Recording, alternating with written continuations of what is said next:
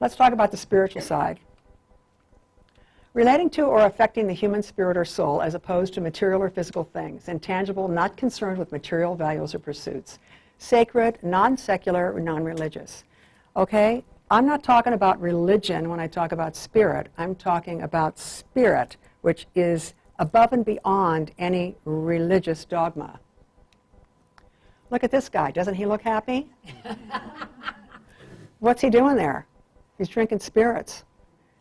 Alcohol is often referred to as spirits. Don't you think that's interesting? Mm-hmm. Spirits. I'm not feeling really great. I think I need some spirits. Okay. When people use, have you ever tried to get someone to stop using or stop eating or stop spending? Doesn't work, right? They just get more secretive and more clever in how they do it to hide it from you. What they feel is physical or emotional pain, depressed, anxious, lonely, and isolated. That's what leads people to use or to engage in addictive behaviors. What they want is to be soothed, comforted, included, safe, and loved. That's what they want, but they're not going to get it from that bottle of spirits, and they're not going to get it from those substances, and they're not going to get it from that excessive shopping online, and they're not going to get it from that gambling. They're not going to get it from having sex with people they don't really know. They're not going to get it from that. It's going to have to come from a different place, deep, deep, deep inside of them, their spiritual core that they have to remember that they have or learn to connect with. A hole in the soul leads people to feel separated and empty, and a hole in the soul is what leads people to use to want to fill that hole in the soul. Helping people find that connection is a powerful part of healing. That's why some 12-step group activity is really important, because you go to a 12-step group and everybody's holding hands at the end. Keep coming back, it works, you know. And there are people there that are sharing their stories, so you don't feel so weird. You don't feel like you're the only one with the thing going on.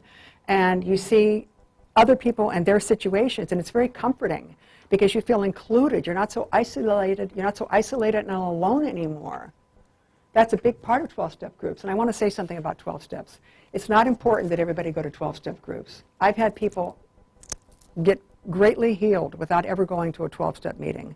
Some people don't like to go for whatever the reason is. They have various reasons that they don't want to go. But it can be great for some people. And it's a wonderful organization. The second step is acknowledging that there's a greater part of yourselves, a spiritual connection. And that's what people don't have when they're using. They don't feel connected to anything. They feel isolated and alone, out there just floating around. What's the point of life? Okay, working on all sides with a holistic perspective is conducive to balanced healing. We've talked about the 4 sides. The physical side can't be neglected with focus just on the mental, emotional, and spiritual. I'm a naturopathic doctor, so I look at the physical side. I don't just do talk therapy or hypnosis, because I think it's important to look at the physical side. If that's not addressed, you can talk till you're blue in the face. If there's out of balance physiology or biochemistry going on in a person's body, it can't be fixed until you address it on the physical level. You can't get to that apex, the best part of yourself that you can be, unless you work on all 4 sides simultaneously. No matter what has happened in the past, each morning we are born anew. And that's really important to remember, because there's so much shame about what happened yesterday or what you did or how you screwed up or how you used and how you did something you shouldn't have done or behaved the way you shouldn't have. But every morning you get a new chance, and it's important to remember that. We are blessed with the opportunity to create ourselves and our personal world and to take control of our mind, body, and emotions. I can't control yours, but I sure as heck can control mine. And that's my job, is controlling mine and letting go and allowing you to just do your thing and follow your path. It's hard, really. I'm a therapist too. It's hard, you know, but you have to let people do their own thing and follow their own path. You can move yourself from being a victim and from victimizing yourself to being a master of your life. And when you feel like you're a master of your life, there's nothing better than that feeling. That is just the best. Hope springs eternal. Every morning when the sun comes up, we have the power to change and create our lives. Every morning I go out and I look at the sun on my back patio, and I just feel it on me, and I think, it's a new start. I have another chance. I'm still here. I get to do it again today in a new way or a better way. Remember, it's up to you. Help is available. You are not alone. You can do it. Others have. I have. You can.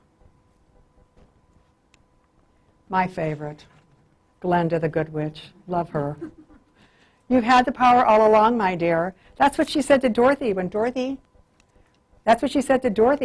couldn't get to where she wanted to go. She said, hey, you've had the power all along, my dear. You just didn't know it. And you have the power all along, too. Just remember you have it. Thank you all for being here tonight, and bless you.